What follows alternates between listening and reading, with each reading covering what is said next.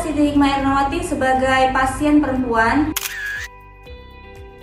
Saya Monika Deluji sebagai suami dari pasien. Saya Bindarti dari asisten bidan.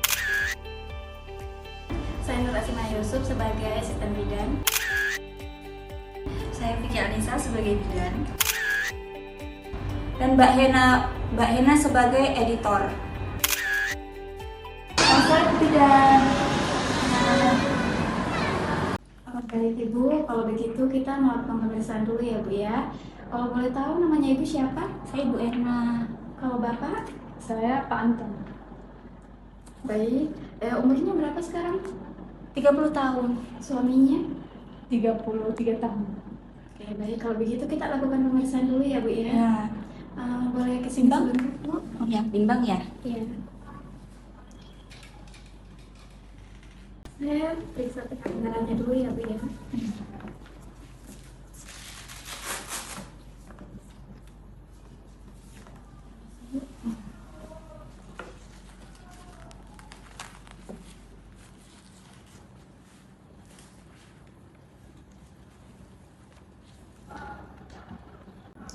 Oke, selesai. Berapa hasilnya Bu Bidan? Hasilnya 30/90 ya Bu ya. 130 berarti saya ini ya Bu Bidan, agak tinggi ya? Iya, dulu agak tinggi. Sekarang kita pergi ke bidan ya Bu ya. Iya. Mari Bu. Iya. Mari Bu silakan. Permisi Bu.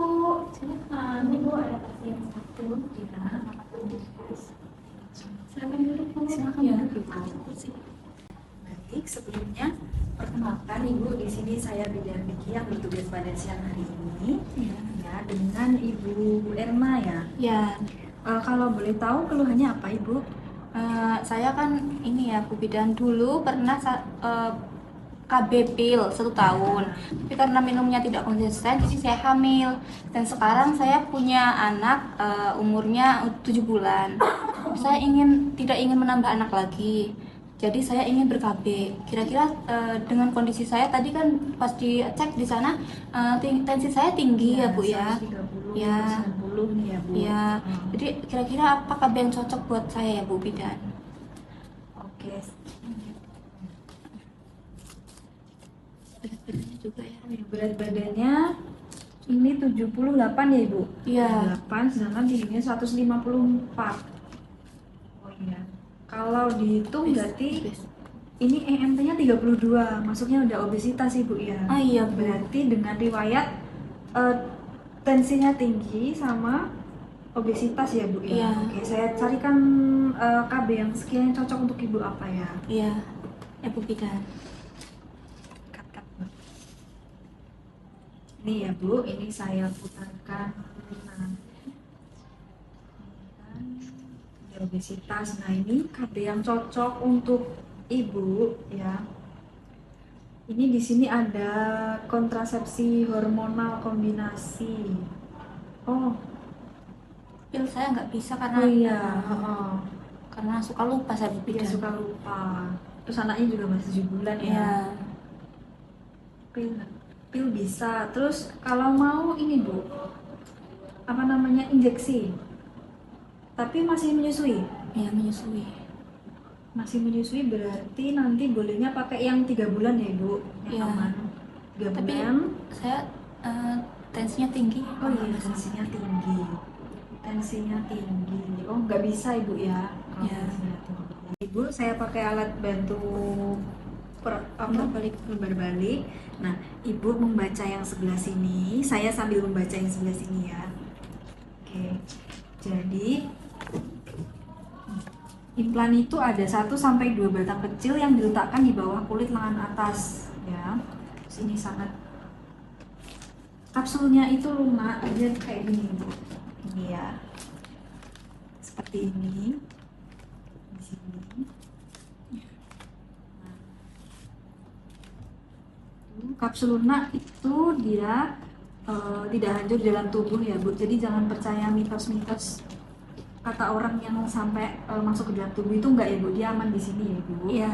Terus terlihat di bawah kulit, terus nanti dia itu kapsulnya mengandung hormon progestin tanpa estrogen, jadi tidak mengganggu proses menyusui ibu ya.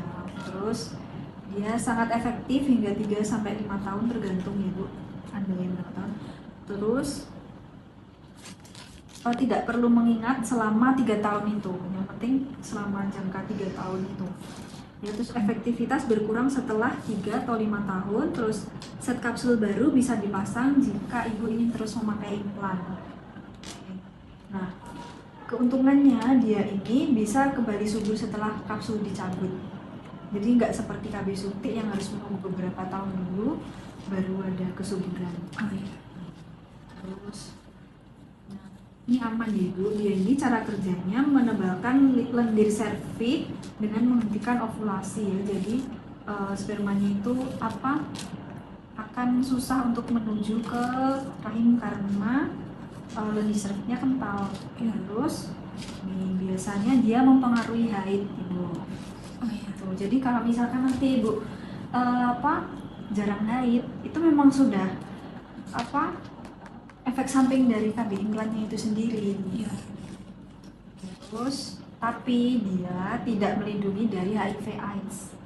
Tuh, jadi kalau itu untuk melindungi HIV/AIDS, kalau misalkan berhubungan mungkin bapak bisa memakai kondom ya. Iya.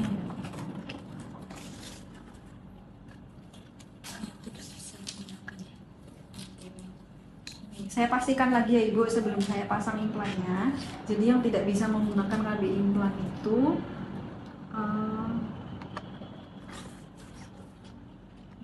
pernah terkena kanker payudara, ada riwayat ibu tidak ya, penyakit hati berat maupun sakit kuning enggak, minum obat untuk TB, infeksi jamur atau obat anti kejang enggak, sering perdarahan ibu Enggak. ya.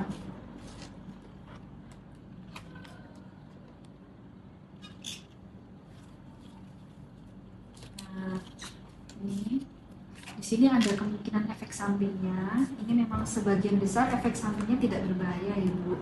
Jadi tubuh perlu waktu untuk menyesuaikan. Nah, setiap orang itu reaksi dari KB-nya itu berbeda-beda Ibu. Iya. Terus penting untuk menjelaskan nih.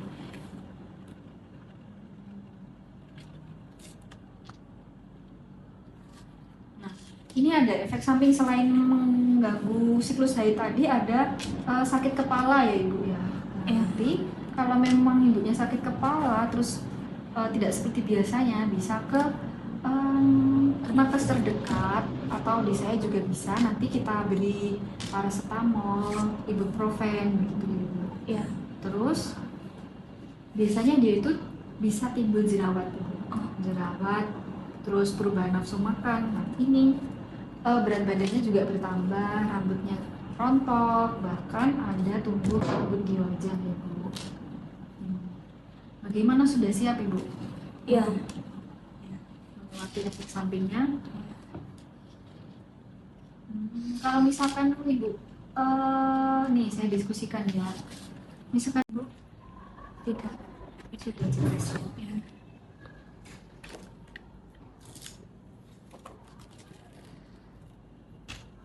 Sudah dapat haid Ibu? Iya, ini hari ketiga. Hari ketiga. Iya. Hari ketiga haid banyak atau tidak? Seperti biasa ya, banyak lumayan.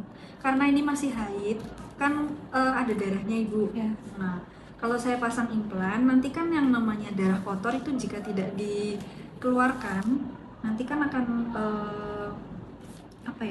dalam tubuh itu tidak enak rasanya Ibu ya. Oke.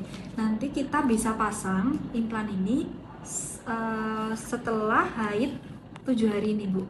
Oh, jadi nanti saya kembali lagi setelah Setelah haid. Oke. Jadi tidak perlu menunggu masa haid berikutnya. Ini haid ini selesai, Ibu Langsung bisa ke sini, pasang. ya. Nah, nanti yang perlu diperhatikan ya Ibu Bapak, setelah memakai KB implan ini, kita harus menghindari berhubungan dulu selama 7 hari ya. Iya. Setelah pemasangan. Iya. Oke. Tapi nanti nunggu ini ya, Haidnya haidnya selesai ya. Kita jadwalkan terlebih dahulu ya Ibu Iya. ya. Iya. Nanti bisa menghubungi nomor yang yang saya kasih tadi ya Ibu di Ya. ruang pendaftaran, Ya. kartunya sudah ada kan? Ya. Ini ya Ibu, ada hal yang perlu diingat. Jadi kapsul implan harus dicabut setelah 3 tahun. Ini kan kita adanya yang 3 tahun ya Ibu, Ya. 3 tahun. Kalaupun Ibu merasa tidak cocok atau berubah pikiran ingin program mempunyai anak lagi, Ibu sewaktu-waktu bisa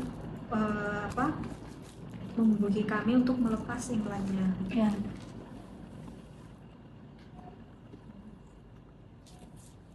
Nah, Ibu bisa menemui tenaga kesehatan terdekat ini ya, jika haidnya lebih banyak sama lama. Ya. Terus sakit kepalanya berat, Ya. kulit atau matanya jadi kuning. Terus jika diduga hamil ya Bu ya, diduga hamil. Terus nyeri perut, infeksi atau nyeri berlanjut pada area pemasangan. Terus mengalami gangguan kesehatan tertentu. Ya. Itu Ibu langsung menghubungi.